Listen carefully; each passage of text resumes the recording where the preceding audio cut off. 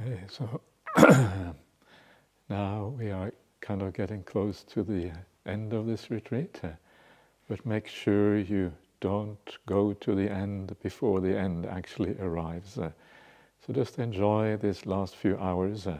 Don't think about the future. Don't go where what's going to happen next, because it's always the present that is the most interesting.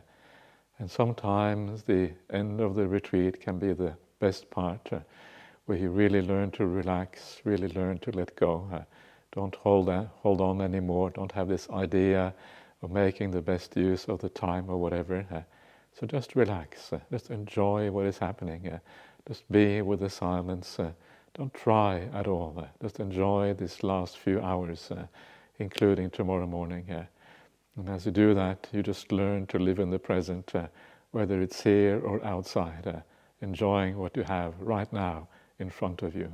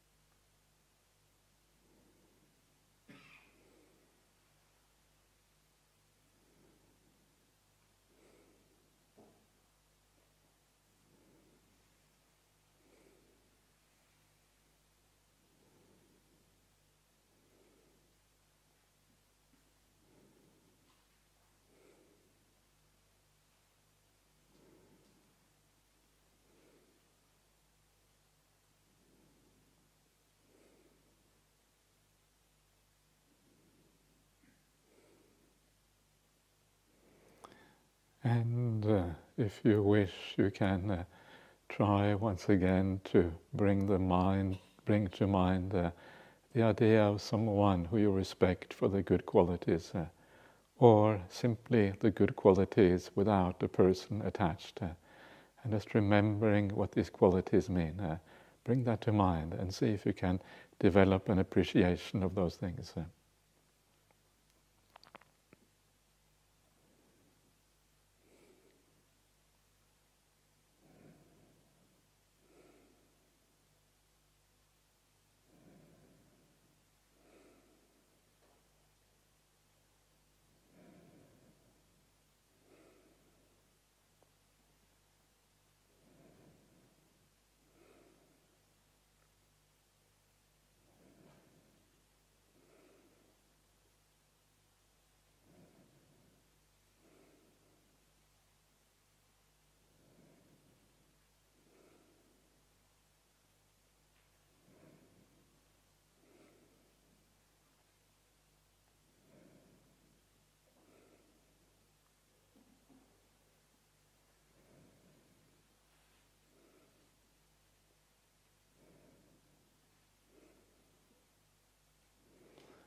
And then when you have a degree of sense for what these good spiritual qualities mean, what they feel like, you can just imagine the whole planet, the whole earth, seeing all the beings, and knowing that there are so many people and other beings on this planet who have these qualities, and often to even a large degree.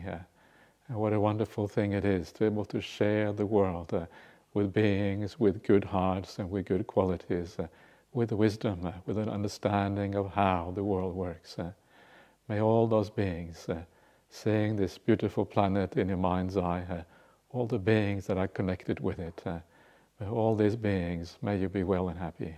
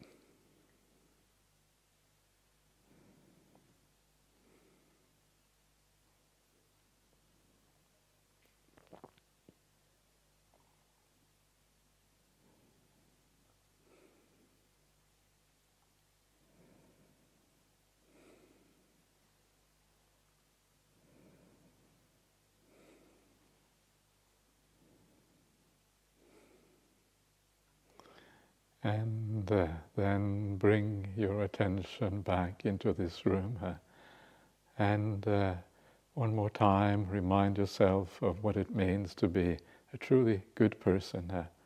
And you have just been spending a whole week, 9 days, with many other people of very good qualities, and what a wonderful blessing that is. So wish everyone here well. Every one of you, thank you for being my spiritual friend. Thank you for taking part on this retreat. I wish every one of you happiness and well-being.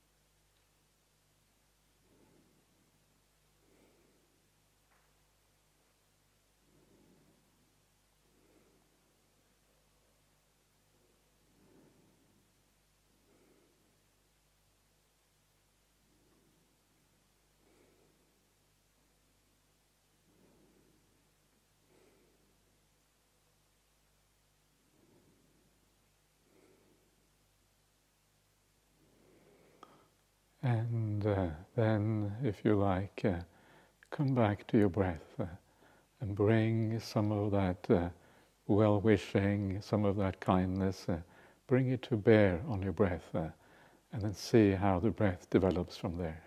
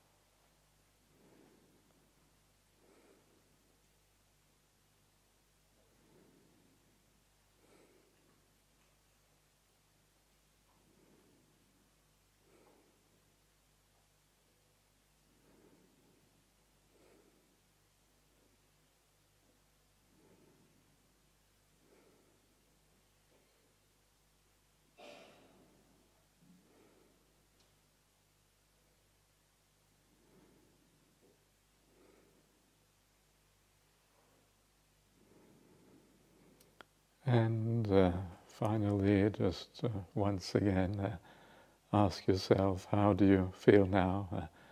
And if you do feel more positive, more relaxed, more at ease, more mindful, more still, whatever it might be, then again ask yourself why this is the case. How do these qualities come about? And if you don't feel that, you can also still ask the same question, why did it not work this time?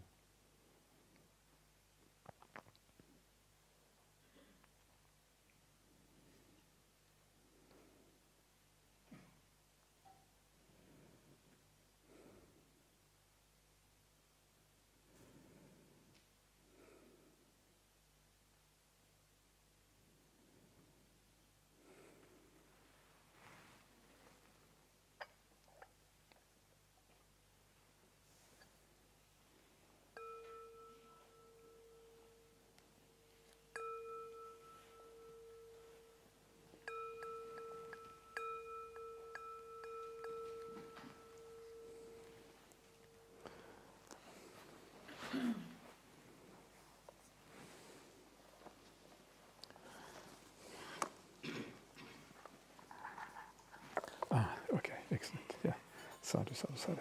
That's wonderful.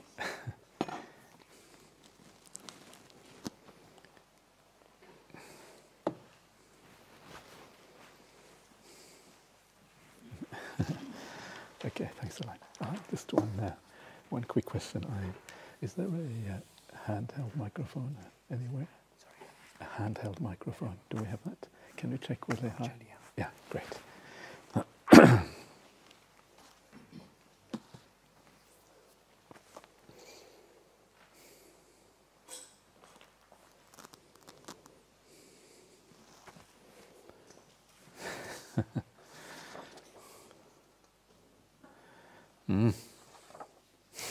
Okay, so this is the little thing that comes with a drink. And when you get a drink here, it always comes with a poem with it. That's kind of nice.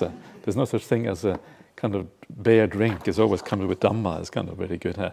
So the Dhamma here is as follows: so freed, so thoroughly freed am I. From 3 crooked things I'm freed. From mortal pestle and my crooked husband. I am freed from birth and death, having removed all that leads to becoming.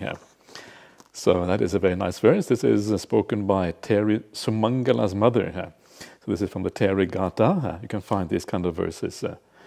So why did you include this in the suttas? What didn't you, should probably say, include this in the sutta for this retreat? It also relates to freedom. Indeed, why didn't I? But now it has been included, yeah, so we included it after all. That's good. So thank you for bringing that up. So now I'm going to... wow, this drink has many kind of ingredients. We'll see what happens. Then we'll...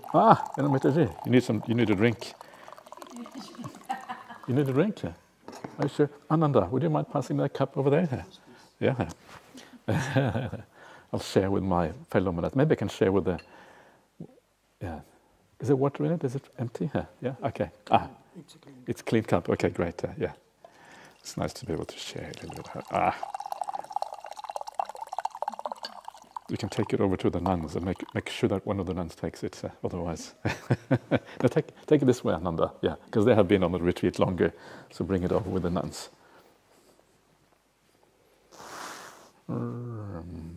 Okay.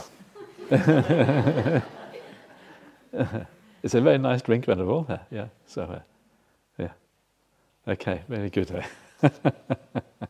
Okay, excellent. Thank you for receiving it. I'm very happy that someone says yes, actually. That's marvelous. Okay. So, Alang, no microphones? Checking now. Okay, good. So it's all happening, yeah. Okay, so I guess we might as well get started while we're waiting for Lehar to come back. So it looks like it's going to be a very long night, so be ready for a long night. Let's see what happens. Okay, so here we go. Dear Ajahn, in the suttas, is there a layperson who became an arahant? What happened after that? Will they have the desire to share the Dhamma? Or is there a sutta that about layperson gradually achieves stream entry and an arahat with metta? So there are a few examples in the suttas of lay people who seemed to become arahants. And one was the one we looked at during this retreat. That was Yasa. Yeah, he became a stream mentor as we read it out. And later on he becomes an arahant before ordaining. Soon as he becomes an arahant, he asked to become a monk. Yeah, because once you are ordained...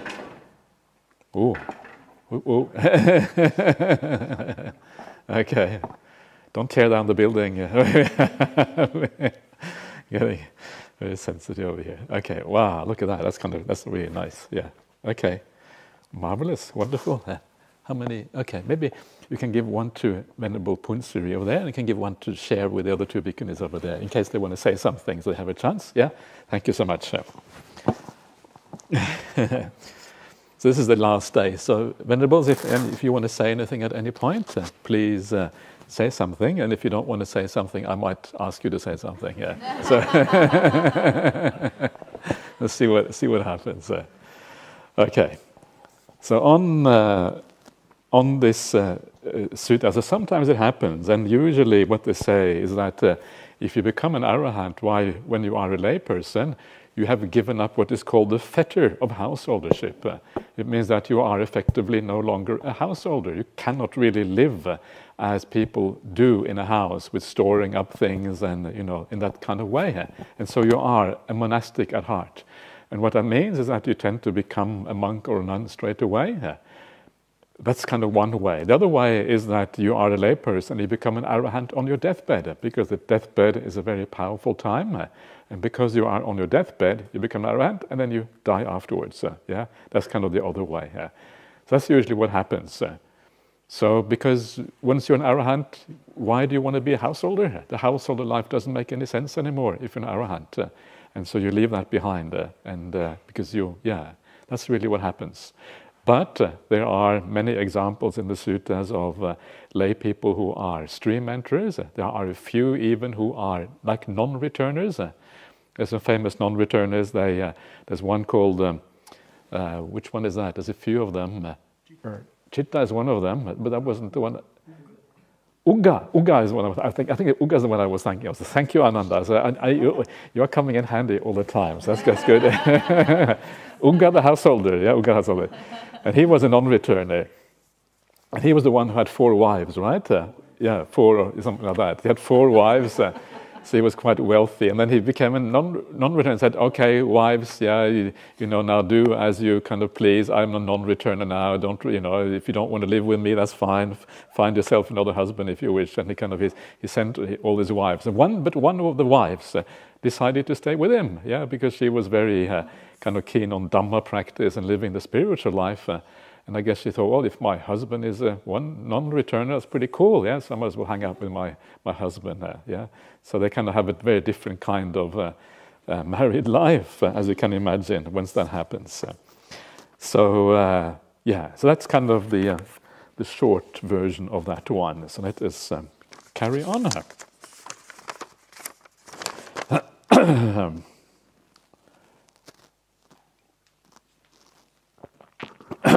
Dear Ajahn Brahmali, thank you for your inspiring teachings as usual. Thank you also to Leha, Nolia, Mia, Pat, Christine, and I don't think I have seen Mia. Who is Mia? Is she here? Maya, it says here. It says Mia here. Okay, great, wonderful. Thank you so much. Maya, that's what it is. Okay, Maya, that's the right one. Okay, Pat, Christine, Steve, and all of you helped so much to make this a wonderful retreat. And wonderful retreatants, thank you for your kind consideration and silence. Ajahn, after 8 days, I find myself struggling during meditation. I'm struggling to balance between taking it easy and taking it seriously. If I find myself thinking stupid thoughts, I will tell my mind to have a sense of urgency, Majjhima 131. But when I get too serious, I find myself too and not enjoying, too tense or something like that, too tense and not enjoying the session. How to balance. So how to balance is to find the natural mindfulness. The reason why you get tense is because you're trying to be mindful rather than just being mindful. And that is kind of the entire difference. And that is why I was talking so much in the beginning about the causes for mindfulness. And the two main causes for mindfulness are sila on the one hand and right view on the other hand. I gave a talk about that at Dhammaloka recently, and it's a very interesting topic. When the sila becomes very natural, and this is why I focused a bit on metta practice and karuna during this retreat, to really make that sila profound, make it solid. And the right view, the idea that you know what is really worthwhile pursuing. When you know that the spiritual path is what is worthwhile pursuing, then you sit down and you will watch the breath. You will be interested in these things. The problem is that many of these factors haven't matured enough in your mind, and that's why it is hard to do this. So eventually there comes a time when you sit down and you feel, you know, that you are living well, you know you're doing all the right things, and then you feel really at ease and you feel happy with yourself, you know things are going in the right way, you have all of these kalyanamitas, etc., and then it works out. It's just a maturing of the factors of the path. That's why it isn't really, that's why it is so hard.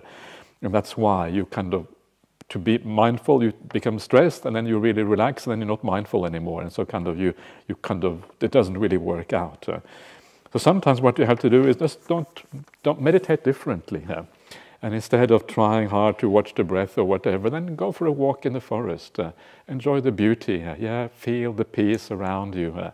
Just go back to your bed, lie down on your bed, stare at the ceiling for a while, It's a good meditation, staring at the ceiling, People do that. And lying on your bed, sometimes suddenly you become mindful, you become aware, because you're just really relaxing and be at ease. So try different things. Don't just force yourself too much to sit. And then when you finally want to sit in the hall again or in your room or wherever, then you sit down when you feel that, okay, now it feels like the right time. I feel attracted towards it again. All of this, this is the problem with 9-day retreats. It takes a lot of skill to be able to use 9 days really well. There are many hours to sit. Some of you have been incredibly diligent coming here at 3 a.m. in the morning and meditating. That's kind of amazing. And that's really remarkable, and it's wonderful that you make such incredibly good use of this space here. And so that's really nice. But that's not for everyone. So just find that balance. Find what works for you. This is not a competition with everyone else. This is a competition against your defilements. That's what it is. And so you want to kind of make sure that you somehow trick those defilements, get them out of the way, and then find that way through the jungle of defilements, etc. So, there isn't any easy things here. One of the things that you should look for is how you develop from year to year. And you will, if you are living really well, you should be able to see a difference from one year to the next one, that your mindfulness is stronger, that you feel more at ease, more relaxed in this environment, that you have more sense of goodwill to everyone around you. All of these things coming together. And that is kind of a litmus test of whether the practice is working for you. And if you find that those good qualities are not coming together, well, then you need to consider why. What is going on? Am I really fully practicing in my daily life and all of those things? Am I really having that kindness and gentleness and compassion pretty much all round? That's kind of the idea here. Something like that. Venerables, would you like to say anything? Any good pieces of advice to people? Relax to the max. Okay, that's really good advice. I really like that one. That comes from sleep. Okay, All right. So let's move on. So we have another one of the long, thin questions. So I should be able to tell who this is after a while. It's the same, looks like the same handwriting every time. So this is okay. Dear Ajahn, I'd love to hear your comments on the following. How should you deal with nimitta when A, it is not still, but it's beautiful and bright?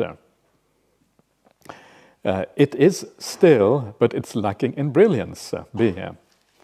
How should you deal with nimitta when excitement is present, fear is present, I've heard Ajahn Brahm comments. I'm familiar with the Upakilesa Sutta, but would be super grateful to hear your take. Okay. So the idea, the brilliance, the first one, it is still. It is not still, but it is beautiful and bright. And so the reason why it is not still is because the mind hasn't been quieted down properly. Yeah, and so what you need to do is to be more of the passenger. More passenger, more passenger, more passenger. The idea here is to become the ultimate passenger, who just sits there and looks out the window and doesn't do anything at all, not in charge of anything. And the more passenger you are, the stiller it is going to be, that nimitta that you have.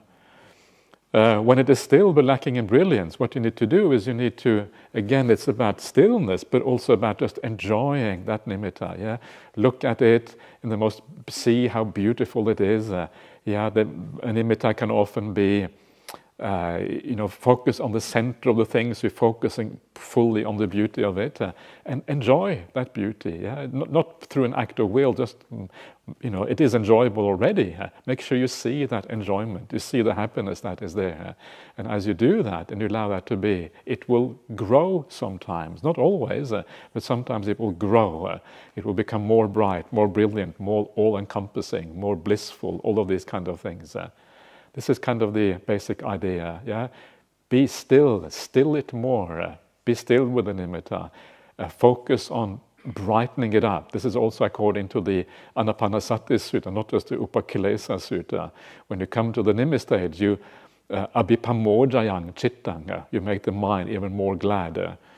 And so this is what you do at this particular stage. So something like that, Number 2, how to deal with nimitta when excitement is present. Well, it comes because you are expecting things to happen. You're kind of, you think maybe even more is going to happen down the track. But so the trick is to know that we don't know what's going to happen around the corner. It is just completely unreliable. Your job is to know the scenery. You don't know whether you're going to lose the nimitta in a fraction of a second or something even better is going to happen, because you don't know. What are you excited about? Your future is unknown. It's completely unknown. You're excited about nothing. The thing that these nimittas and the happinesses and joys, they often develop in slightly different ways. So the excitement is that you're trying to kind of anticipate the future, but you don't know what the future brings. So just enjoy whatever happens. And that is really the critical thing, to be at ease. Okay, I don't know what's going to happen. Let's see. Let's just enjoy whatever goes on. And then you are kind of on the right track. So you learn to be the passive observer, because you don't know anyway how things are going to develop. And fear is because you are afraid of losing something which is very close to you. And one of the main things that we lose as the mind becomes still is our ability to do. We feel that the doer is about to die, and the doer is such an incredibly important part of our sense of self, that for the letting go of the doer, for that reason, is quite difficult. It feels like you're giving up yourself. That is where the fear comes from very often. The more peaceful you are, the more of your sense of self has to be given up. And so you have to just, many people have done this before, and it is far superior on the other side of this. It is far, far better. You're not losing anything by letting go of the doer. In fact, you're gaining things by letting go of things. And you know that the path is already like that because you have seen yourself abandoning things stage by stage. And as you abandon things just get better. Abandoning is wonderful. It is happiness, it is bliss, it is enjoyable. So carry on abandoning. Remember what actually is going on here. The path of giving up is a beautiful path. And there's nothing to fear. There's only more happiness to be had in the future. Another way is just that gradually you get used to these things. In the beginning you're excited, in the beginning you have fear, but if you go there many times, then after a while it becomes second nature, and you don't really worry about it anymore. You just allow it to be. So redoing it again and again is part of the practice of the path, which allows you to just be relaxed and at ease with things. So Yeah, so remember the way the Buddha talks in the Upakilesa Sutta, he just says, know those Upakilesas, and once you know them, then you also know the way to overcome them and how to kind of let them be. Yeah, because you can see the causes and something like that. All right, so let us go on to the next one. Please, Venerables, if you want to add anything at any point, please just go for it. Dear Ajahn, in the Soil Remover Sutta, the gross defilements, the Olarika Upakilesa, wow, this is pretty impressive, kind of quoting Pali words there, are defined as Kaya Vacha Mano Ducharitanga. This is bad conduct by body, speech, and mind. In case you don't know your Pali, all that your Pali isn't kind of up to scratch. But in the Sutta, Anguttara Nikaya 1063, misconduct or three good conducts come quite late in the progress. And you explained it as refined purity of the mind between sense restraint and satipatthana. The term ducharitanga used differently in the soil remover. Probably, yeah. I would say that in the soil remover, ducharitang, misconduct, is kind of fairly coarse misconduct. I can't remember which stage it is now. Is it the first stage or the second stage or whatever? So look at where it is said. I think maybe it is the first stage, that's probably what you are saying. And that is similar to removing the coarsest aspect of gold. And so, yes, it will be fairly early on. So one of them is like the coarser conduct, whereas in the Anguttara Nikaya 1062 is like all misconduct by body, speech, and mind. Yeah, it's like the completion, the fulfillment of that process. That's what you see there, and then you carry on with the satipatthanas, etc. So yes, I would say it is used differently. I've heard you explain it as the 10 akusala kammapata, the 10 paths of unwholesome actions. Yeah, one of the famous ways of talking about sila in the suttas, for example, in the Varanja Sutta, Majjhima Nikaya 41.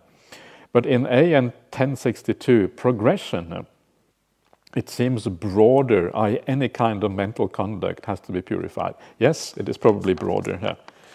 Also, I don't quite get how wrong view can be purified when you are, unless you're a stream winner here. So how can it be a gross defilement? Thank you for all the time and energy you've given to the teaching us. So here there are different degrees of wrong view, and so for example, the 10 kusala kammapata, the 10 ways of wholesome action, it is more like the worldly kind of wrong view or right view that is mentioned there. Yeah, it is having the confidence that there is another world, the confidence in the laws of karma, the confidence that there is something given, the confidence that there are awakened beings in the world who know this life and the next life. Yeah, obviously very important. If you don't think that there are any wise beings, then you won't be a Buddhist. Yeah, you think that everyone is just like everyone else. No one has an insight, and there is no spiritual path as a consequence. So it is more that ordinary right view, which is often called ujjukaditti. I understand that to be usually a lesser form of right view. And so right view comes in many degrees. The real right view, right, true, it is the view of the stream enterer, but it comes obviously in many degrees of rightness and wrongness before that. So you optimize it as far as possible, and then that becomes very supportive of meditation because it gives you the right values. And once you have the right values, you have the right priorities. You sit down, you prioritize the breath because your values are right, or you prioritize the metta, or you prioritize the contemplation of impermanence, or whatever it is. All of these things are important things, aspects of the path. Okay, so I hope that helps. So let us move on. Dear Ajahn, I've heard before that the stream enterer keeps the 5 precepts naturally. So when you said when the stream enterer breaks a precept, he immediately confesses it, does this exclude the 5 precepts, or could he never, i.e., could he never break those? I think he could break those. So the person who keeps the 5 precepts naturally is the arahant. They can't break the 5 precepts. Stream mentor can still do that. But the fulfillment of virtue does not mean that you keep the precepts naturally. The fulfillment of virtue means what we said earlier on today, that you confess straight away if you make a mistake or if you break them. When he breaks a monastic rule that is not really an issue of morality, or maybe one that is, but only very minor, would he feel compelled to confess immediately? Any examples you could mention? Maybe not. If it is just a kind of a what is called a conventional rule, like you are standing up in front of a crowd, sitting down, teaching the Dhamma, and you probably think it is appropriate, so you do it. In that case, actually, you don't think you have broken it, so that doesn't really matter so much. But what about the Patimokkha rules? What are some of the rules that are typically conventional by nature? Maybe traveling with a woman alone. Yeah, it is. Depending on why you do it, but if you do it for good reasons, then it is a breaking of a rule, but not really not immoral. Would you confess it straight away? Probably would confess it. Yeah, I think you probably would, even though you haven't really done anything immoral. So probably I would say you would confess it straight away if it is part of the Patimokkha, out of respect for the Patimokkha rules. Dear Venerable, please can you consider teaching the 16 questions and answers of the Parayana Vagga of the Sutta Nipata? It is an EBT and the Lord Buddha would quote it. It would be great one day to hear your explanation with metta. Yes, Parayana Vagga is very nice and very interesting and very profound in many places. A lot of discussion about what it means. So yes, maybe we can do that one day. That's a nice idea. So the Mangala Sutta and then the Parayana Vagga, these are the 2 suggestions come for a future retreat. So maybe that would, because sometimes we need to do things differently from the past. Yeah, so that is certainly one way of doing that. So if you vehemently disagree with that, please let us know so we don't go down the wrong track. So, okay, next one. Dear Ajahn, do you agree that Buddhism is very much passive, that sometimes we let things be instead of being proactive?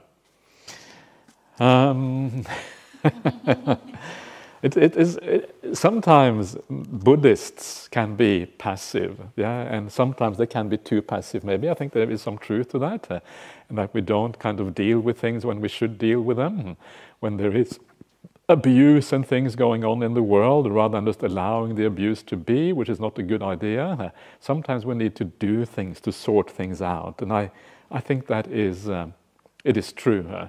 The trick is to know when to be active and when not to be active. That is really the hard one. And so I think the answer is that you need to be active if there is something that can be done and you feel that it can be done. Whereas if you feel that nothing is to be done, well then there's no point in acting, because then you might be acting just out of anger or for all the wrong kind of reasons, and that is kind of silly as well. So make sure that you know the difference between when it will work and when it will not work. Make sure you're acting out of the right motivations, good motivations, good intentions. And if you get it right in that way, then I think it is okay. The problem is that sometimes people will disagree about whether something can be done or not.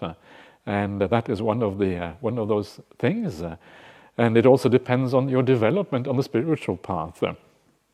Someone like Ajahn Brahm tends to be very inactive very often, not really engaged with things. And I think a very important reason for that is because it is very disturbing to your meditation to deal with all kinds of issues. Ajahn Brahm, he thrives on the idea of solitude or letting things be, and that's when kind of things, that's when his life is a good one. He doesn't really want to do much with his life. And whereas other people might think, actually, you've got to do something, there's a problem here, there's an issue. And so that it depends on your spiritual development. What is your priority here? In certain cases as well. And we need to prioritize different things depending on where we are on the path. And that can also sometimes lead to disagreements. So yeah, so try to know the right time to doing things. Yeah?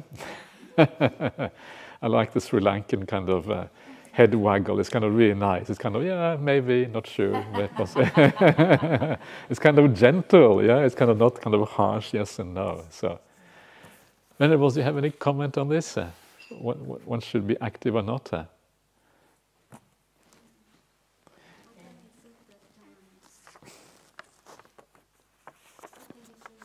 You want to use a microphone, Venerable? Yeah?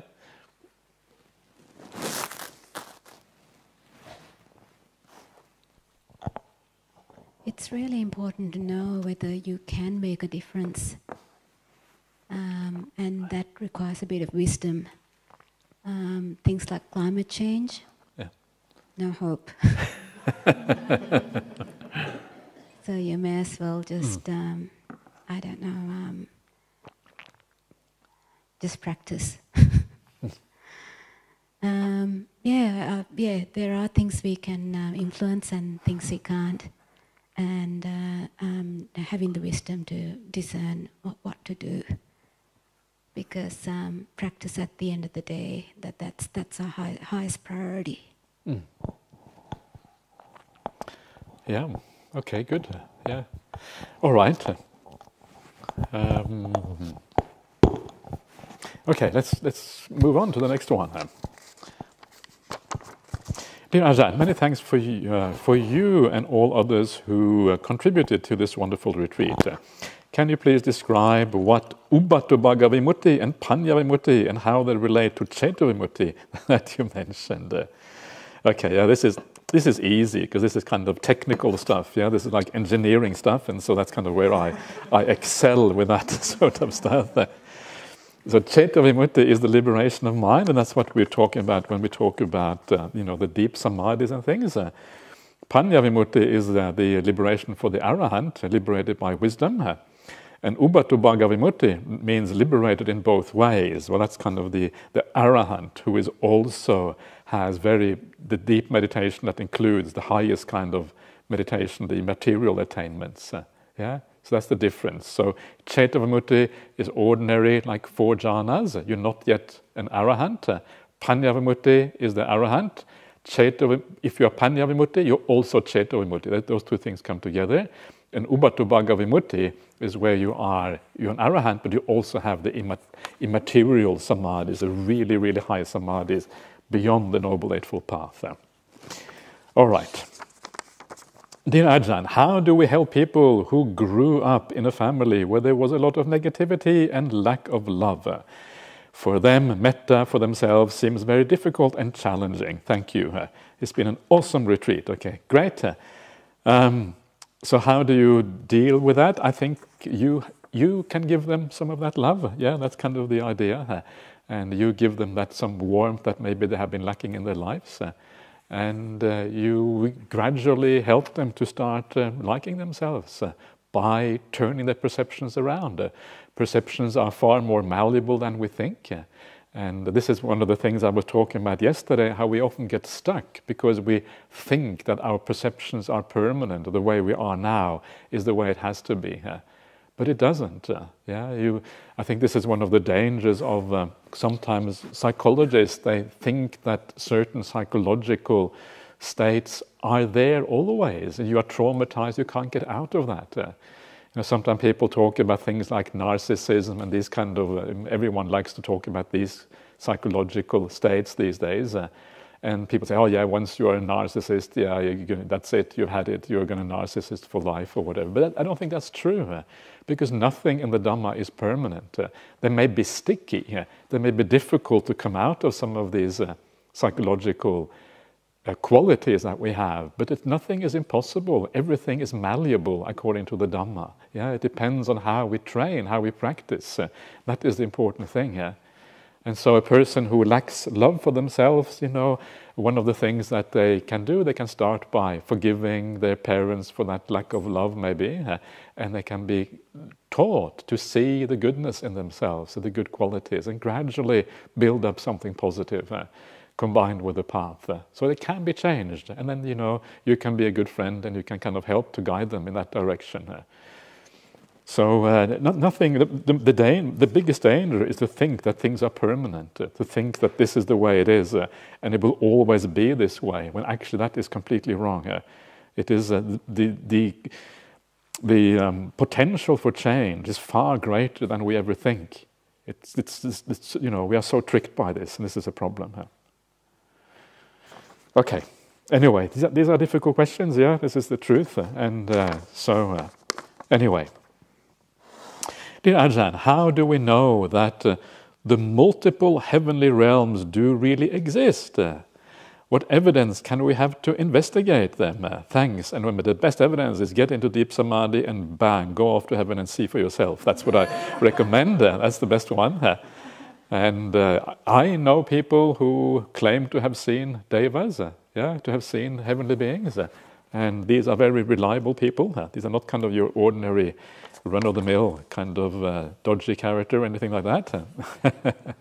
These are reliable people. And when they say, wow, I saw this deva, I think, wow, okay, well, if you say that, then it's kind of cool. The Buddha says there are devas. And again, if the Buddha says something, then I take it incredibly seriously. Why would I doubt it if the Buddha says so? It seems like obviously I should accept that. It depends. Some of the things that the Buddha is supposed to have said, maybe he didn't say it. But some things are very integrated into the Dhamma from the earliest time, and they are really hard to dismiss as not the word of the Buddha, like rebirth or like the existence of devas and these kind of things.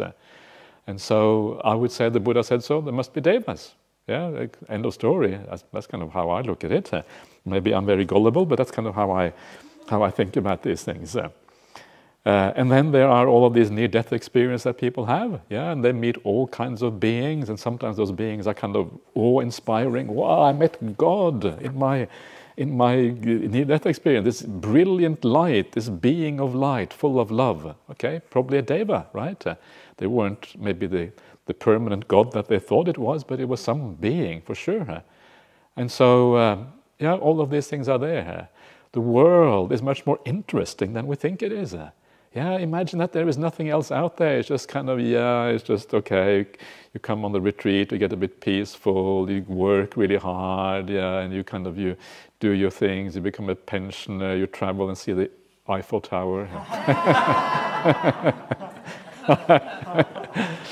It's a recurring theme on this retreat. And that's all there is to this life, seeing the Bloomin' Eiffel Tower, right? I mean, it's very...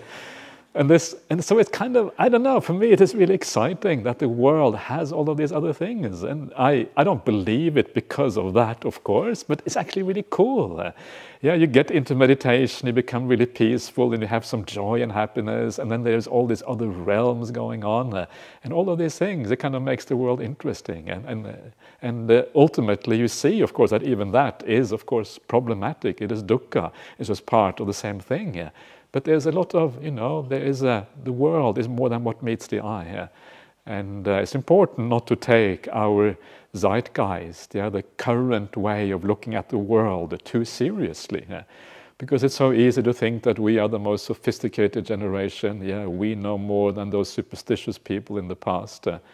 But actually, very often we just overestimate ourselves. We don't understand the limitations of the present day. We are immersed in the present, and so the present, we don't have any perspective on it. In 100 years' time, they will look at us and think of us, we were kind of really silly. Did you really believe that? You must be nuts. What are you doing? But now we have no perspective. We can't really see what's going on. And so I would recommend you to have an open mind. Not too open, however. If it's too open, you believe all kind of crazy stuff. It's about finding that balance. And that's kind of the hard part. Not to believe everything, but to believe what is reasonable. So you have to be discerning here. So be careful. And one of the ways of doing that is, well, okay, if the Buddha said so, okay, then I might go with it.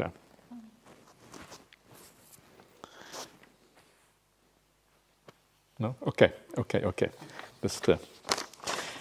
dear Ajahn, you mentioned about allowing the Dhamma to act and flow through us. We ourselves are non-self. Somehow I feel it is very similar to God's will when one surrenders to God, and even the concept of union with Brahma. Are these just somehow the same but different terms? Do you think people personify the Dhamma into God and Brahma? I think it is a similar idea. I would agree with you. You surrender to God. Well, you surrender, but not necessarily to God, but that's kind of your perception of it. Yeah. So it doesn't really matter whether it's a perception or what it is. So, and you're kind of allowing those good energy of God to kind of flow through you. And I would say that's basically the same as allowing the Dhamma to express itself through you, through your actions, because you have an appreciation of the Dhamma. Getting the self out of the way, getting some higher kind of higher spiritual input that just runs your life for you, and you don't really have to kind of to think too hard and just go with the flow. But of course be very careful, because you go with the flow until some defilements arise, and then you have to be careful, because then it is kind of the dark force, the darkness may take hold. That's why you have to be careful. But yes, so I think there is something to this. With the flow, like a ship. Like a ship? Oh, Lord, you say? Yeah. So, you have to find your own way to make this work for you. Yeah, so kind of find a way, like a ship, I don't know, flowing like a ship. Yeah, flowing easily, flowing naturally. Nothing kind of strenuous. A ship, there's too much engine, too much kind of work going on. Yeah, so maybe not like a ship, maybe like someone flowing downstream easily, flowing along in life. Like the flow, when people talk about playing a sport and they get into the idea of flow, and they just flow naturally, a sense of no resistance there, and you know what you're doing, that kind of flow maybe to some extent, but here in a more spiritual kind of sense. Anyway, it is a nice ideal that isn't impossible to reach fully, because the sense of self is always going to be there, so you just try to kind of allow things. The main point is to remember that wisdom doesn't come from the sense of self. The sense of self is stupid. The sense of self is just an illusion that is added to the raw data of existence. And so there's no wisdom there. The wisdom comes from the Dhamma.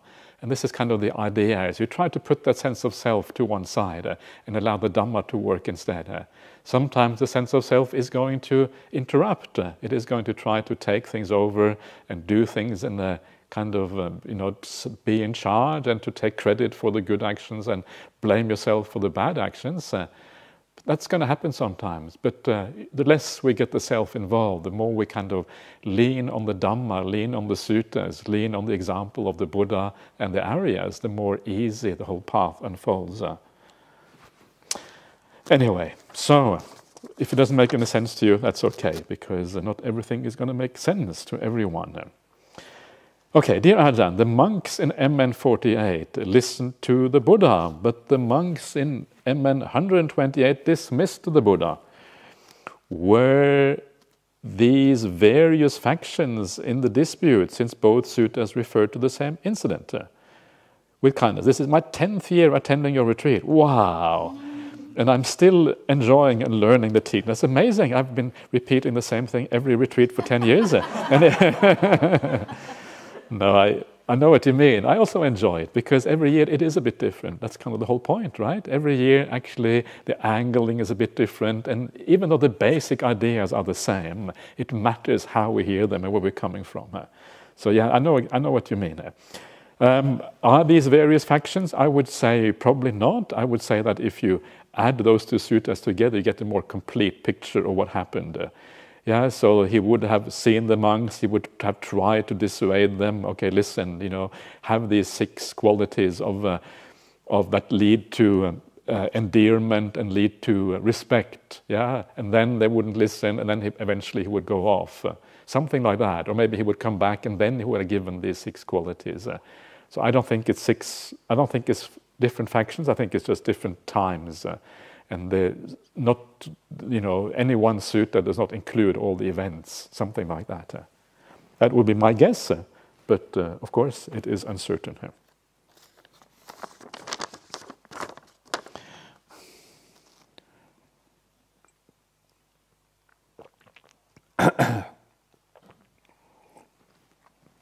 Okay, so here we are. Dear Venerable Ajahn, what a great retreat this is. Okay, this makes me feel really happy, yeah, hearing all these things. What a wonderful thing it is to say. What a great retreat this is. That's marvelous. Ajahn, you have made difficult teachings simple and lucid. Your explanation, Ajahn, are lokuttara, transcending, yet can understand easily.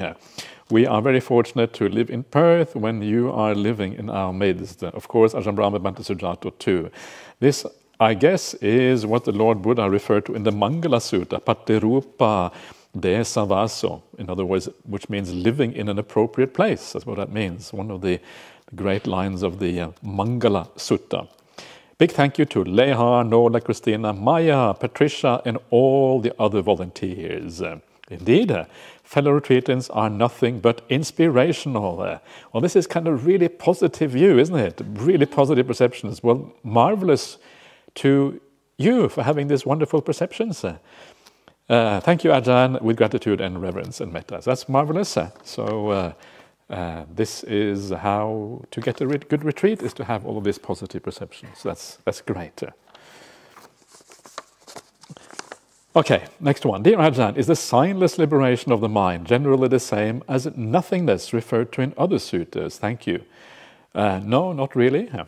The signless liberation of the mind is just seeing flux in things, that things are always changing. Yeah, it is kind of a samadhi based on seeing flux, whereas the nothingness is actually experiencing nothingness. It's having the perception of nothingness. Yeah, the third of the immaterial attainments, the kinchayatana, which is the perception there is nothing here. Yeah, there is something. What there is the perception of nothing here. That's different from nothing here. Yeah? If you get what I mean. Well, if there's absolute nothing, there's no perception. But here there's a perception that there is nothing. It's slightly different. So these things are not exactly the same, but they are related. There are, of course, many things in common. Yeah, they are blissful, profound experiences that lead you to the end of the path very quickly. Dear Ajahn, are emptiness and all-pervasive different sides of the same coin? If there is no other, then how do we know there is emptiness? Thank you for the wonderful teaching here. So emptiness and all-pervasiveness are the different sides of the same coin. All-pervasive is usually what you would refer to, for example, when you have a deep state of samadhi and it pervades the whole world. It is all-pervasive. Yeah? And so there's no limits to that samadhi. It kind of stretches out without bounds or limits. That's usually all-pervasive, the way I would understand it here, the way you're talking about this. And usually that is very often taken as not emptiness, but as the ground of all existence. Yeah, you have a deep state of samadhi like that, and you say, "Wow, this is it. I found God," or ground of consciousness, or whatever you want to call it. But so that is the opposite of emptiness. So this is the idea: is that samadhi is used to achieve, to see emptiness. Yeah, of course, the state of samadhi is empty of many things, so it is a partial kind of emptiness. But the idea is to use that samadhi to go beyond the samadhi itself and see the emptiness even of that phenomenon. That's kind of the idea here. So emptiness and all-pervasiveness are, I would say, related, but not the same. I'm not sure if I fully understand your question, but if that is correct, then that is what I would say here. If there is no other, then how do we know there is emptiness? If there is no other, how do we know there's emptiness? Well, I think that may be one of the reasons why there is emptiness. Yeah, there is no other. There is no self. There is no other. There's just phenomena arising and passing away. Yeah, and of course, with phenomena arising and passing away, that is the meaning of emptiness. There's nothing solid, nothing to hold on to. So no self, no other, just things coming and going. Anyway, something like that. I'm not sure if I fully got your question, but anyway, that's how it often is, unfortunately. It's hard. Communication is really hard. Dear Ajahn, what are the attributes of a recipient for metta? which is sent by others. So what are the attributes of a recipient of metta? So basically, anyone should be the recipient of metta. Yeah, the idea here is that to get it started, you need to have a positive perception of someone, and so that's why you say that you have metta with someone who is dear to you in a certain way. So, for example, usually dear, we don't mean dear in a romantic sense, because once you go into the romantic sense, it brings with it all sorts of unfortunate things like attachments and all kinds of things. But someone who is dear to you in a higher way, like especially a spiritual way. So someone you respect for the spiritual qualities. Someone, usually it's good to do with someone of your own gender. Unless you are gay. If you're gay, then it's different. But if you are straight, then that's kind of what you would do. And then that is kind of the primary recipient of metta, because that is when metta becomes possible. Someone you respect, someone who has good qualities, looking at those good qualities and rejoicing in that maybe, and then wishing them well. Because, and sometimes you wish them well also because they too suffer regardless of things. So that is one recipient of metta. Or the recipient of metta is just the direction. You just see all the people to the north and you remember all the good people who are there. People who are worthy of your well-wishing. Or maybe the devas or whatever.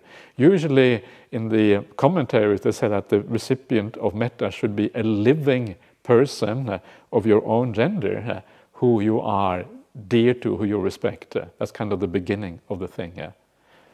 So that is when you do metta meditation. If it is metta in a broader sense, who you should be kind to, then everyone should be the recipient of your metta. You should treat everyone with kindness. Except maybe if there is someone who is very difficult. If someone who hurts you because they are difficult or they abuse you and there's all kinds of problems, then sometimes it is better to not interact with them directly with metta, because it will just cause more problems for you down the track. And then you have the upekkha. One should not underestimate the power of upekkha. I looked up that sutta. It is Majjhima Nikaya 103 is that sutta where it says you should not underestimate upekkha. So if someone is really difficult, then you don't underestimate upekkha, and you have kind of a sense of equanimity towards them. So yes, and again, I'm not entirely sure what you're asking, but this is kind of how I understand it. How do I maximum the chance to receive those special metta sent by someone like you? Me? You don't know. Maybe I don't have any metta. It's very hard to know, right? You're just guessing. You're just thinking that.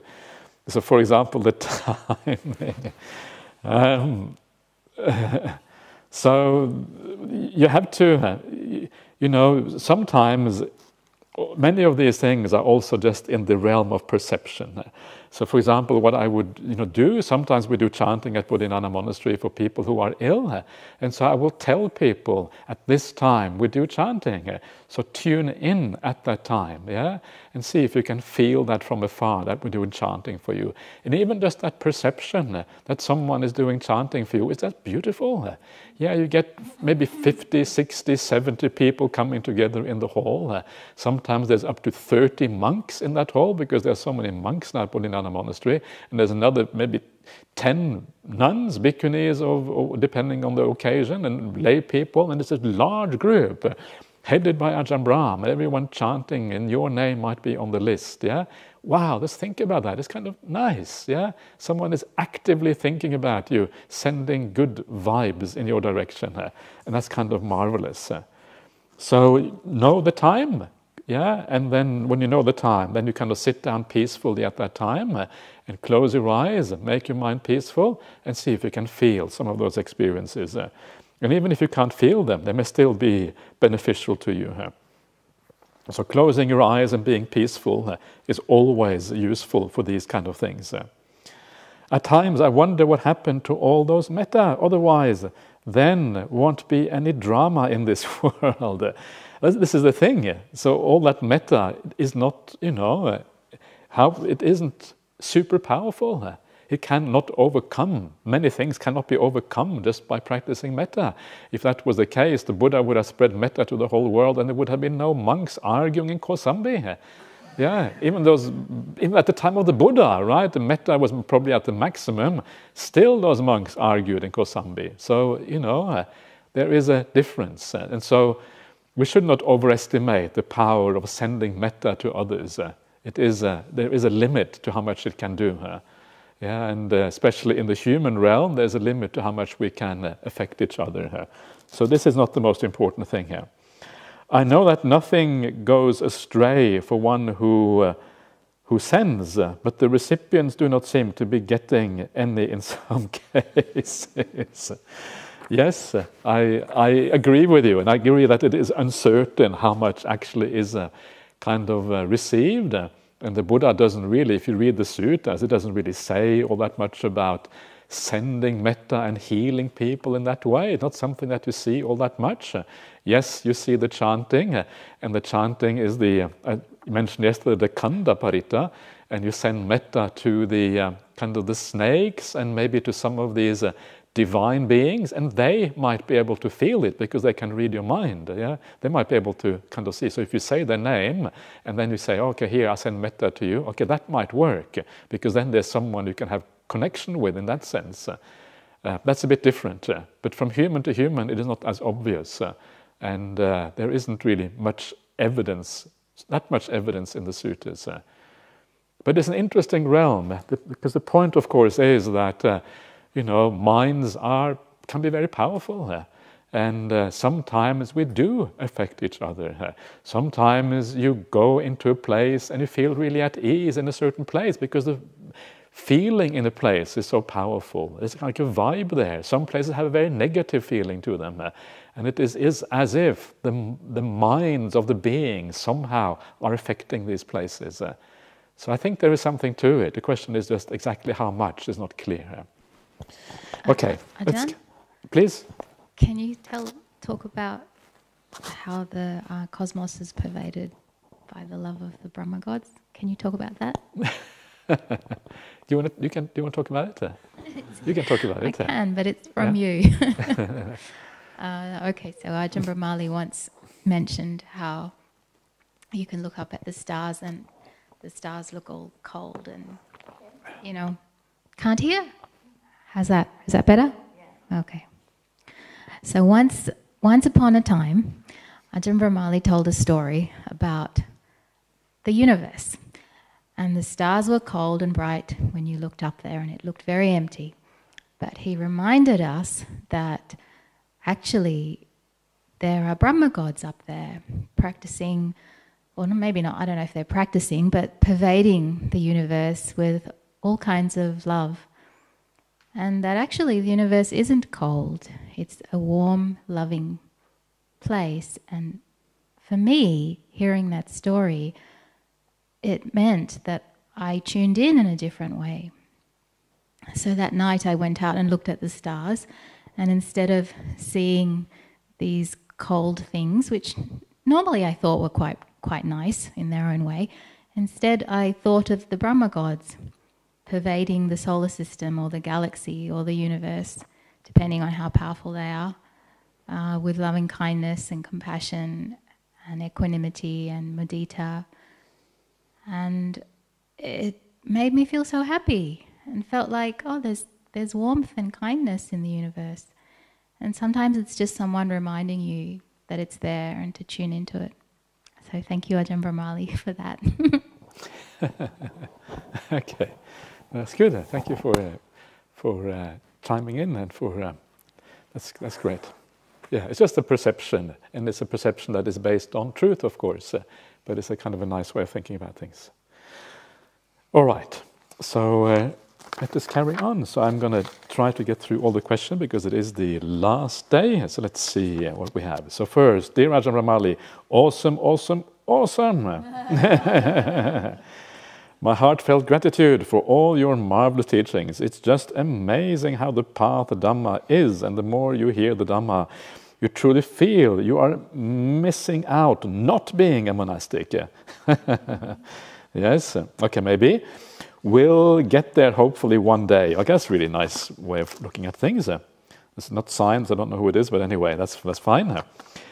My sincere gratitude to Lehar, Patricia, Christina, Norlia, Maya, and all the retreatants for their support in making a wonderful retreat. With Megametta, to Ajahn Brahmali, and all at Jhana Grow. We are very, very fortunate to be here in Perth and for the Dhamma. Sadhu. So that's great. So thank you so much for all of these beautiful little notes. And that is always nice to hear such gratitude. Yeah, and the retreat center is obviously working, so that's great. Dear Ajahn, I have a question that may sound ignorant. How do we find joy in our good qualities when the good qualities seem to be a default in my life? My upbringing and how my surrounding has always been. The good qualities almost seem to be a given in my life. Sincere question above. Thank you, Ajahn, and all who made this retreat possible. Grateful. So, by good qualities, the main thing is your intentions, right? It is not just the fact that you are living in good circumstances, but how you actively live your life. That you actively go out of your way to be kind, to do the right thing, to be generous, and all of these kind of things. And that active, intentional way of living gives rise to a natural feeling that you are a good person, you're doing the right thing. And that you know that is working if you find joy in your meditation. You sit down, you reflect on that, you know that you are generous and kind, and you just feel a good, warm, happy feeling inside of you because of that. That's kind of the idea. So I'm not sure when you say good qualities exactly what you mean by that, but what I mean is how we live our lives actively, not just the fact that we have good lives from a kind of external point of view. So really do your very, very best to kind of live a life of kindness to everyone. Have more metta and compassion, and if you do that, it will translate into powerful meditation. But maybe you already have powerful meditation. I don't know, haven't said anything about your meditation here, so maybe you are already reaping the benefits of that. I don't know, but that's kind of the idea here. Okay, dear Ajahn, a conversation I had with a very idealistic relative of mine took a very strange turn before voting time recently. Okay, now we're getting into politics, we'll see what happens. She finally berated me for my choice and said, "You are Buddhist, so you should want to give the First Nation people everything they want because we kill their people and to stop them from dying now." I rightly or wrongly quietly said, "I have not killed anyone. I can only be responsible for myself." It felt right, but was it right view? I think the thing here, there's kind of two different things going on, and one is kind of a kind of broad cultural kind of responsibility, and there's kind of the personal responsibility. And I would agree that personally, none of us are responsible. We can't always take responsibility for the past individually. I think that is the wrong way of thinking about things, because we're just going to be endlessly guilty and endlessly feel bad about ourselves if we do that. We can only do the best we can in the moment, and that is to live with kindness to our best of our ability.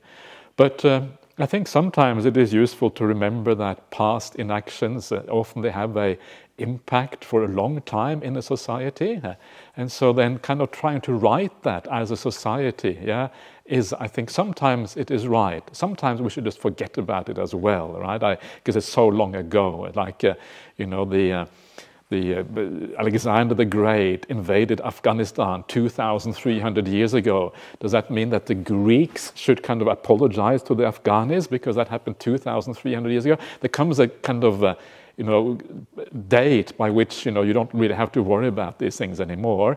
But I hear that sometimes the people in Afghanistan, they still remember that after 2,300 years.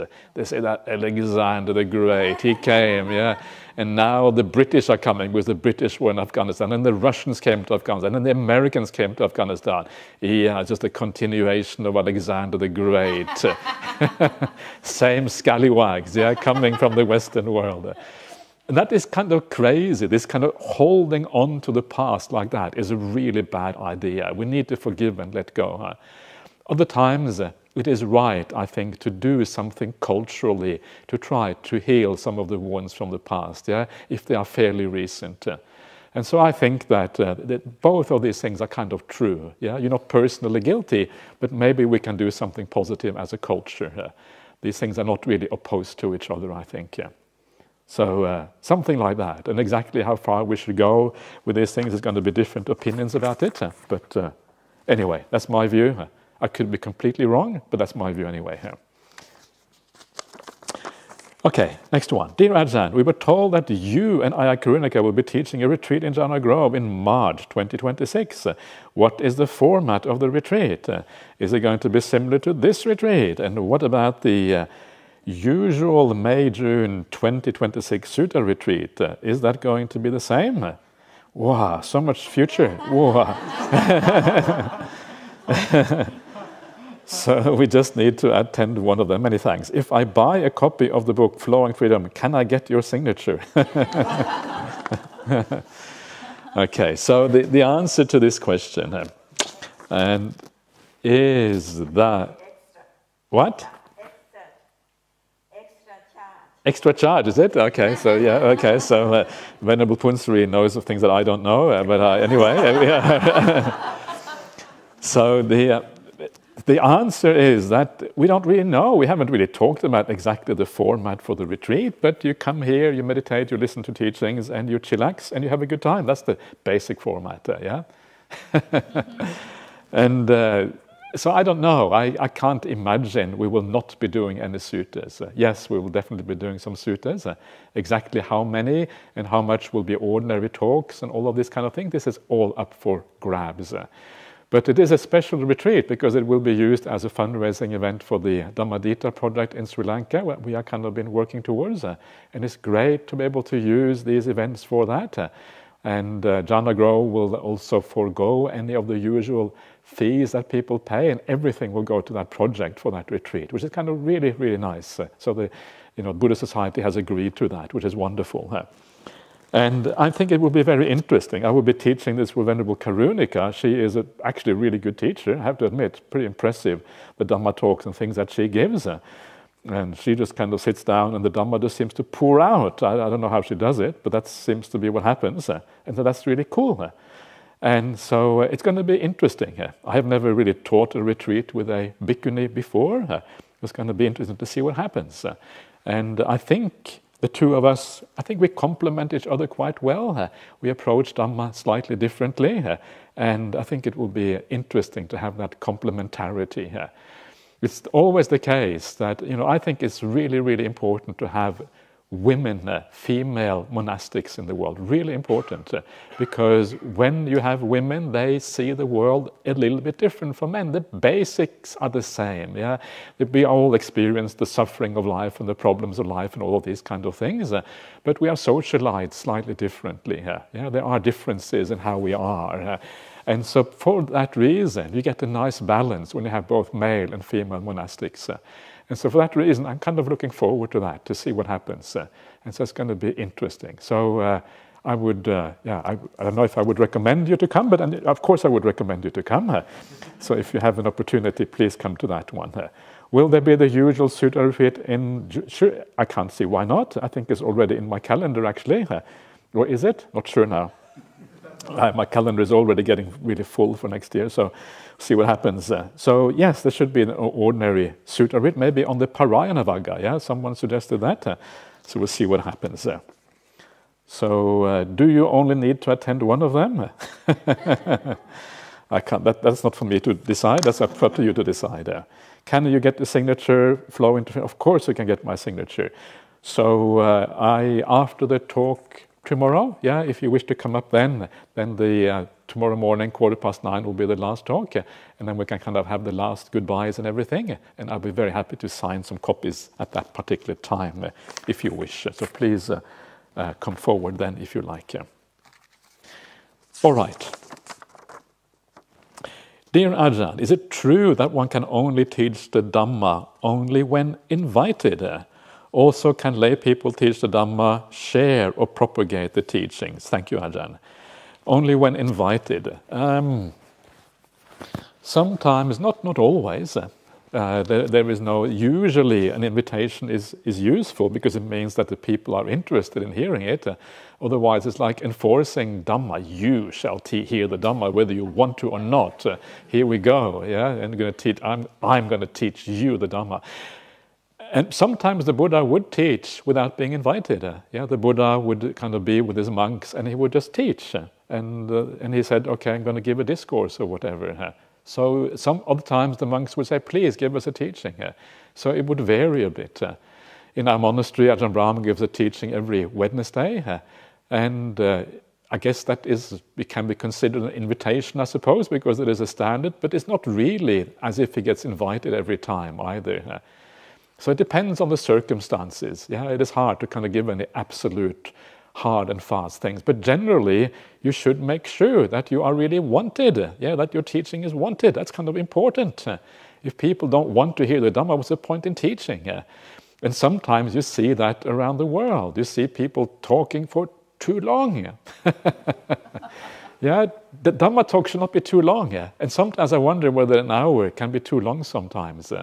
These are things that we should, I think, always consider. What is the appropriate length for a talk?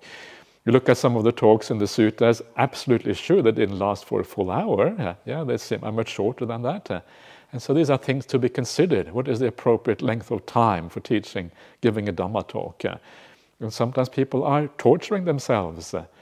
Ajahn Brahmali tells the story, the story, which is kind of a very cute story, of the novice who was listening to a Dhamma talk by Ajahn Shah. And he was sitting there and he was kind of getting really restless and frustrated or whatever. He was just a little novice and he was thinking to himself, when is Ajahn Shah going to stop? When is Ajahn Shah going to stop? When is Ajahn Shah going to stop? And I'm not saying that Ajahn Shah should have stopped, of course, who am I to say that? But that was anyway what this novice was thinking. Until after a while, suddenly, it came to him, when am I going to stop? And then he stopped thinking and complaining, and suddenly he became really peaceful. So that's kind of interesting. But there is such a thing as too much Dhamma teachings. Ajahn Brahmali tells another story, which is kind of also from Thailand. All of these stories are from Thailand. We should have more stories from here, I think. But anyway, story from Thailand is why there was a long kind of, in the middle of the long kind of all-night sit or something like that, and there was a monk who was giving a teaching, and he was talking and talking and talking, and everyone was, when is he going to stop, when is he going to stop? And then he would fall asleep while he was teaching. Isn't that kind of amazing? How is that possible to fall asleep? Well, I don't understand that at all. It can't have been very inspiring, right? If you fall asleep while you're teaching, it must have been pretty boring, even boring for the speaker, let alone for the listener. You can't imagine. And so he falls asleep, but no one can move, right? Because the rules in Thailand, in the traditional Buddhist society, you can't go as long as the speaker isn't finished. And he's obviously not finished, he just fell asleep.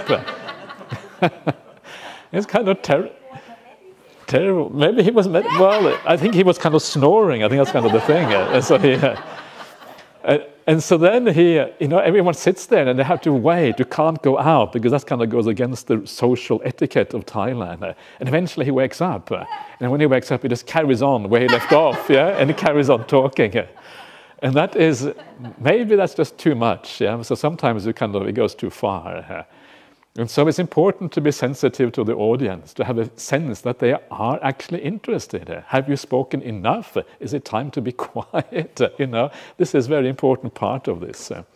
So I think that is maybe more important than just having to be invited all the time. Can lay people teach Dhamma? Absolutely, lay people can teach the Dhamma. Of course they can. They can share and propagate the teachings.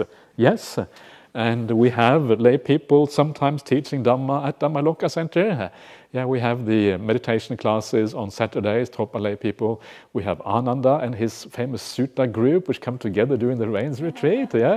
And I don't know if Ananda sees himself as a teacher or as the leader of a group, people discussing. I'm not sure, but either way, it's wonderful. And so absolutely, of course, lay people are capable of teaching. What we should do, we should ask ourselves, what are the capabilities? What are the profundity? What is the wisdom of people? And then we can ask them to teach. There is a lay woman who stayed at Bodhidharma Monastery for the rains a couple of years ago. Really, this amazing lay woman. I've really always been very, very impressed with her. And so I asked her if she would give a teaching to the monks. And she said yes, and she gave a teaching to the monks. So we had her here, and that was kind of really, really nice actually. And her teachings were very simple, but she gave some really beautiful stories about her life and that sort of thing. But that was really, really interesting actually. So yes, this can be done. Yeah, and sometimes you can have the bhikkhunis teach the monks. Ajahn Brahmali was one of the leaders who did that. We had Ayakema. She came to Bodhidharma Monastery back in the early 90s. She was one of the very early bhikkhunis in the whole world. She was ordained in Los Angeles, I think, in 1988, in a kind of, I'm not sure exactly what kind of ordination it was, but it was. She was considered a bhikkhuni after that. And then she came to Bodhidharma Monastery. And of course, she taught jhanas and things. Ajahn Brahmali was really, really happy with her. And so she said, please give a talk to the monks. And she gave. And that was kind of controversial at the time, because some of the monks in the audience, there were some Thai monks in the audience as well, and they felt a little bit uncomfortable with the bhikkhuni giving a teaching to the monks. Is that right, Venerable? Yes, yeah. So Venerable Punsari is from Thailand, so she knows how things work in Thailand.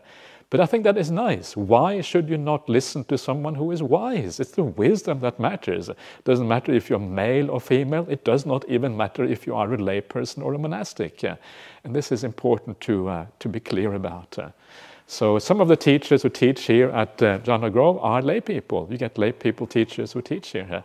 Like Patrick Kearney, a famous insight meditation teacher from Sydney, who gives teachings here occasionally. Would the Venerables, would you like to comment on this about? Yeah. Yeah, you have taught monks before. Okay, great. At the monks university. Aha. Not the Mahachula, but Mahamongkut. Mahamongkut. Okay. In Nakhon Pathom. Yeah. It was the class that usually that's a monk teaching, but he went to America. And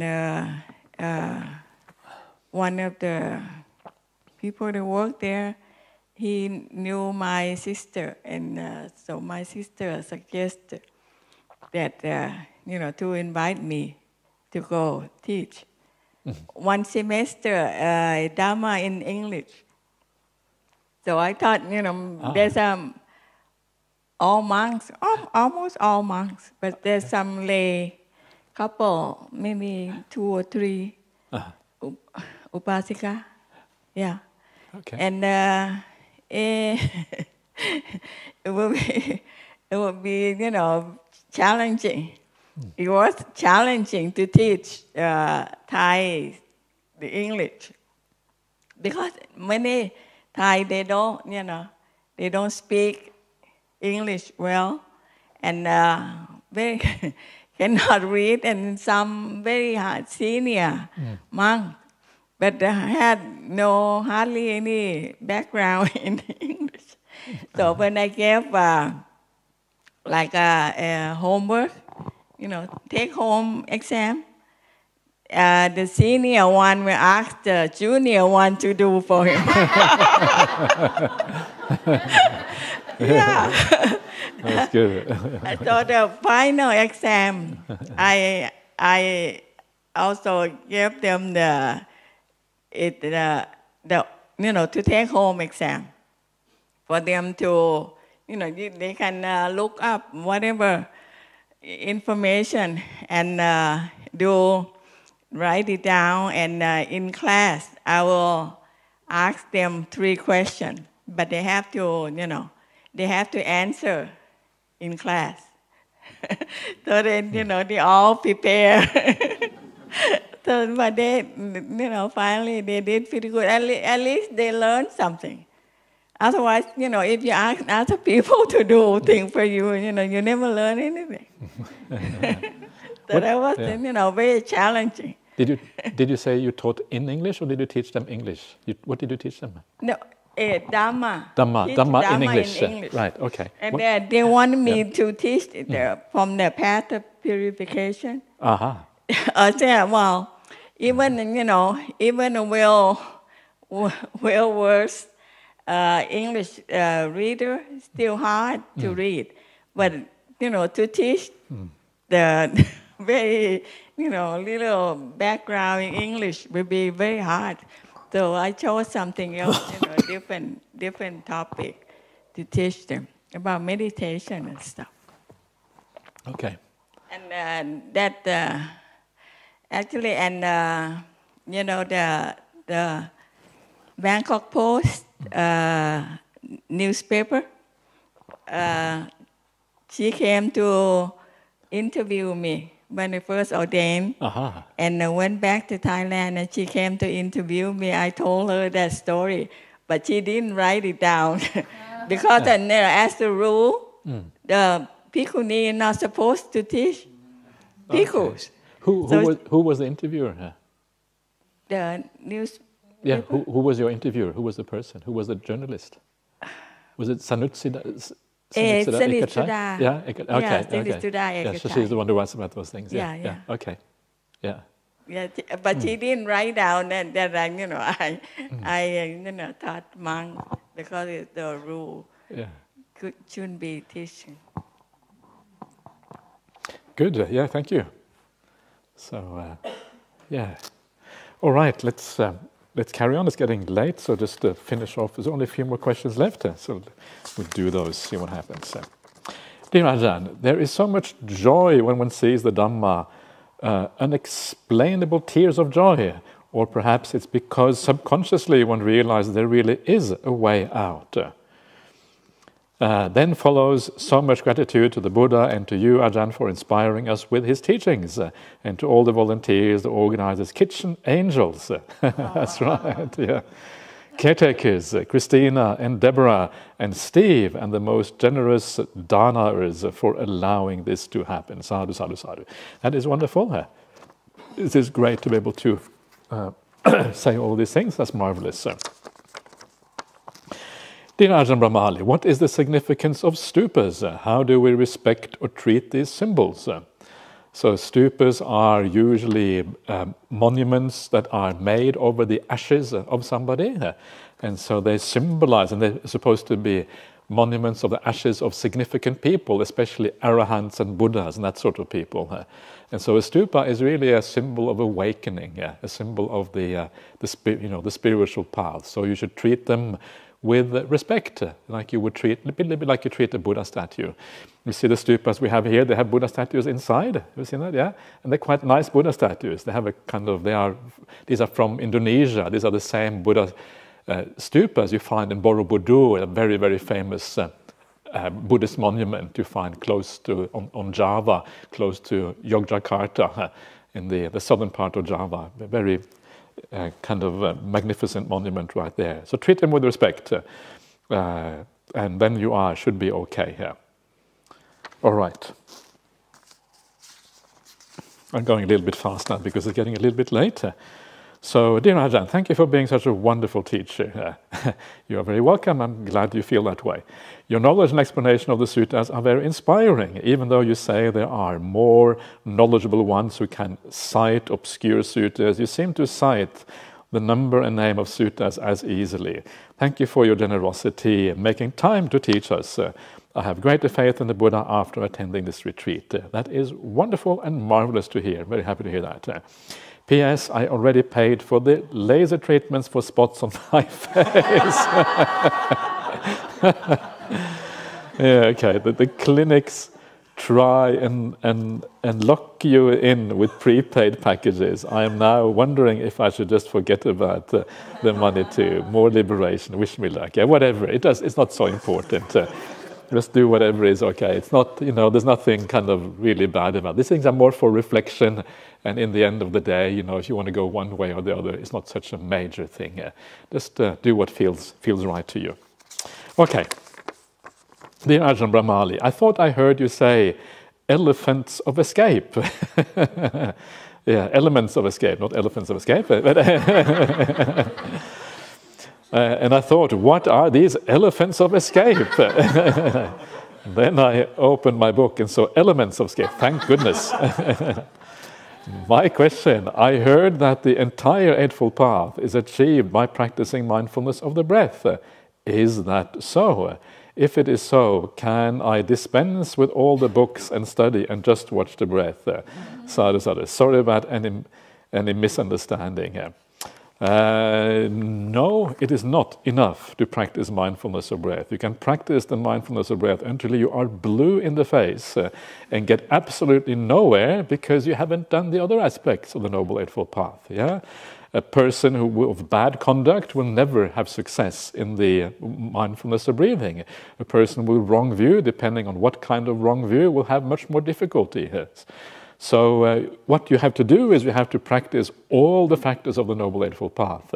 But then, when you do the mindfulness of breathing, that is sufficient to fulfill the Satipatthana part of the practice, which is the seventh factor of the Noble Eightfold Path. So mindfulness of breathing is sufficient for all Satipatthana practice. It will fulfill that. And it will take you to the jhana. So it will fulfill the last two factors of the Noble Eightfold Path if it is properly founded on the first six factors. That is the prerequisite. Yeah? So make sure you fulfill the first six factors really, really well. The more powerfully they are fulfilled, the more easy becomes the entire meditation experience. It just happens naturally, as a matter of course, when the first factors are really powerful and strong. Yeah? Okay. Jhana Grove is a good place for meditation. Energy is felt all around. For better serve all, loving kindness should be boundless, as the Buddha taught. Thank you for the opportunity. May all beings be happy here. Okay, good. Sadhu. And then coming to the last couple of questions. Dear Ajahn, in the Chula Gosinga Sutta, the monk said, why don't I set aside my own ideas and just go along with those venerable ideas? And that's what I do. How can we find a balance or limit between making our stand on what we think is right and acting out of harmony? Thank you. So it depends on the situation. Yeah, so if it is a moral right, you should always take your stand. You should never go along with someone else's immoral ideas, and then you are kind of missing the whole point. So if someone is trying to get you to go along with something immoral, please don't do it. That is where you should take your stand. However, if it is about worldly things, then very often you can just go along. And one of the interesting things about, whether something is right or wrong, we always think that we are right, and the other person tends to think they are right. So sometimes we just don't know who is right. But the point is often that how we implement things are more important about who is right and who is wrong. And if things are implemented well, then even a bad solution can become a good one. And if things are implemented badly, then a good solution can become a bad one. So it's much more than just whether you are right or wrong. It's about the implementation of the thing. And the implementation is much better if you work in harmony. So even if you give up a better idea, the fact that you work in harmony actually makes the whole thing work out better anyway. So sometimes we need to see the broader picture. We need to see the larger thing that is going on. Okay, so maybe I'm right, but whatever. I'll go along with what the committee thinks, or something like that. On the committees, like the Buddha Society, you find that, very often our committee is great. Really, we have very, very good people in that committee. But the best people are the ones who kind of just, do their work kind of happily, who don't have too strong opinions, not too much ego. Ego is always a negative thing on committees, Too much sense of self, and they have to prove themselves or whatever. That always leads to problems. So ask yourself whether you're coming from ego or whether you're coming from Dhamma. That's often a very helpful way of kind of finding your way through these things. Okay, I have good news. It's the last question for tonight.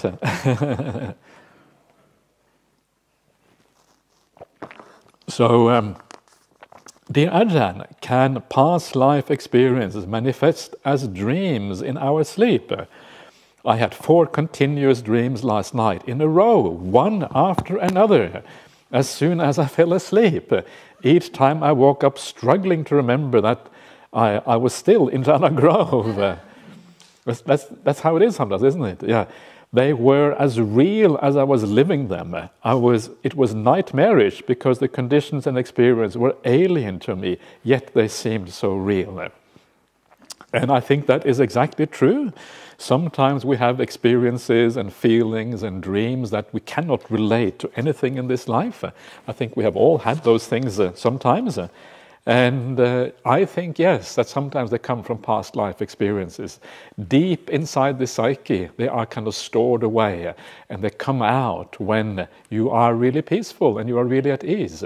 And maybe jhana grows, makes you peaceful during the day, and then you get this negative consequence at night because there's something deep inside your psyche that is still there.